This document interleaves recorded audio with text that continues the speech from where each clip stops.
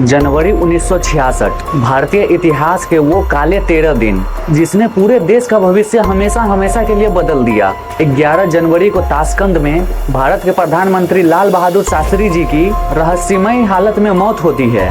पूरा देश अभी इस सदमे से उबरा भी नहीं था कि ठीक 13 दिन बाद यानी 24 जनवरी को एक और बड़ी खबर आती है। भारत के न्यूक्लियर प्रोग्राम पितामह डॉक्टर होमी जहांगीर भाभा का प्लेन यूरोप के सबसे ऊंचे पहाड़ माउंट ब्लैंक से टकराकर क्रैश हो गया। उस प्लेन के साथ 117 लोग जिंदा दफन हो गए। लेकिन इस क्रैश की सबसे अजीब बात पता है क्या थी? इतने बड़े हादसे के बाद न तो वहाँ किसी की डेड बॉडी मिली और न प्लेन का पूरा मलबा मिला और न ही प्लेन के ब्लैक बॉक्स। एक समय के लिए ऐसा लगा वो बर्फीला पहाड़ पूरा साबुत निगल लिया। आखिर जो इंसान भारत को सिर्फ 18 महीने में परमाणु शक्ति बनाने वाला था वो अचानक गायब कैसे हो गया? क्या यह सिर्फ एक हादसा था या भारत के खिलाफ इतिहास की सबसे बड़ी इंटरनेशनल साजिश? इस कहानी को समझने के लिए हमें थोड़ा पीछे जाना होगा। होमी जहांगीर भाभा कोई आम साइंटिस्ट नहीं थे। वो कैम्ब्रिज से पढ़े एक ऐसे जीनियस थे जिन्हें 5 बार नोबेल प्राइज के लिए नॉमिनेट किया गया था। आजादी के बाद उन्होंने टाटा इंस्टीट्यूट और एटॉमिक एनर्जी कमीशन की नींव रखी। उनका एक ही सपना था, भारत का अपना न्यूक्लियर बम, देश का आत्मसम्मान। 1962 में चीन से युद्ध हारने के बाद जब 1964 में चीन ने अपना पहला परमाणु परीक्षण किया तो भारत पर खतरा मंडराने लगा। तब होमी भाभा ने ऑल इंडिया रेडियो पर आकर खुलेआम एक ऐलान कर दिया कि अगर सरकार इजाजत दे तो भारत सिर्फ 10 से 15 करोड़ रुपए के खर्च में और महज 18 महीने के अंदर अपना एटम बम बना सकता है। पहले तो लाल बहादुर शास्त्री इसके खिलाफ थे क्योंकि वो गांधीवादी थे, लेकिन भाभा ने उन्हें देश की सुरक्षा का हवाला देकर मना लिया। 1965 में शास्त्री जी ने भाभा को ग्रीन सिग्नल दे दिया। भारत परमाणु देश बनने के कगार पर था और यही बात दुनिया की महाशक्तियों खासकर अमेरिका को खटक रही थी। अमेरिका नहीं चाहता था कि एशिया में कोई नया देश परमाणु बम बनाए क्योंकि इसके बाद पाकिस्तान, ईरान और पूरा मिडिल ईस्ट भी इस रेस में कूद जाता।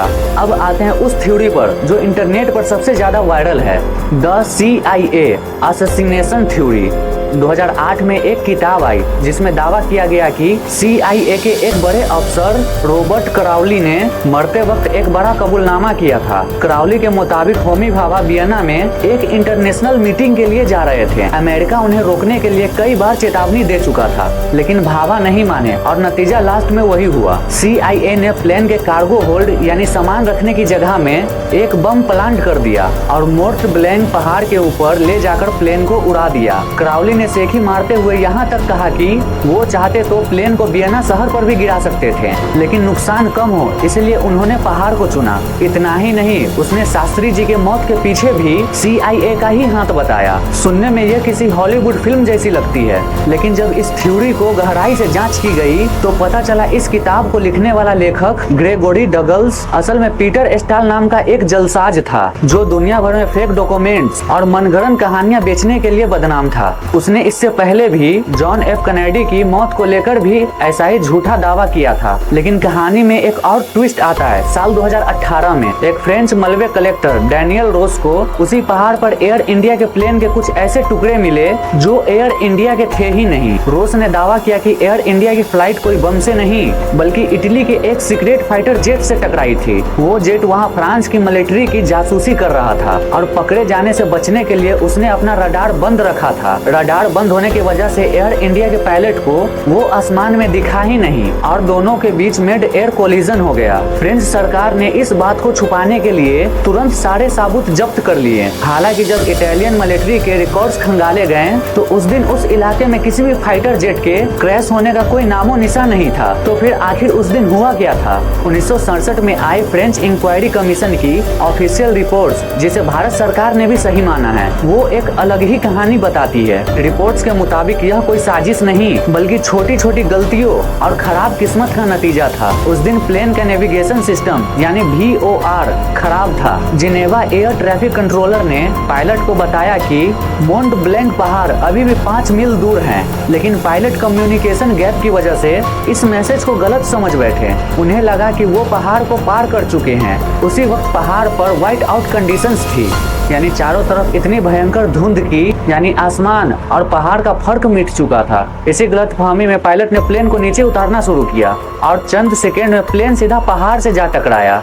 होमी भाभा की इस अचानक मौत ने भारत के परमाणु सपने को 32 साल पीछे ढकेल दिया। जो काम भाभा 18 महीने में करने वाले थे उसे करने में देश को दशकों लग गए, लेकिन भाभा ने जो मजबूत बुनियाद रखी थी उसे कोई हिला नहीं सका।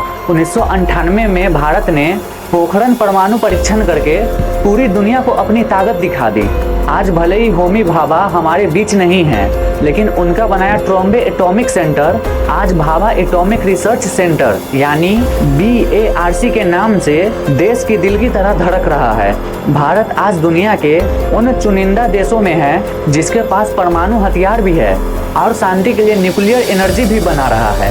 दोस्तों, इतिहास के इस महान नायक और भारत की इस विशाल सपने की कहानी अगर आपको पसंद आई हो तो इस वीडियो को एक लाइक जरूर करें। ऐसे ही और भी रिसर्च और अनसुनी कहानियों के लिए हमारे चैनल भारत फाइल्स को अभी सब्सक्राइब करें और बेल आइकन को दबाना बिल्कुल न भूलें। आपको क्या लगता है, ये सचमुच एक एक्सीडेंट था या कोई साजिश? कमेंट में अपना राय जरूर दें। मिलते हैं अगली वीडियो में, तब तक के लिए जय हिंद।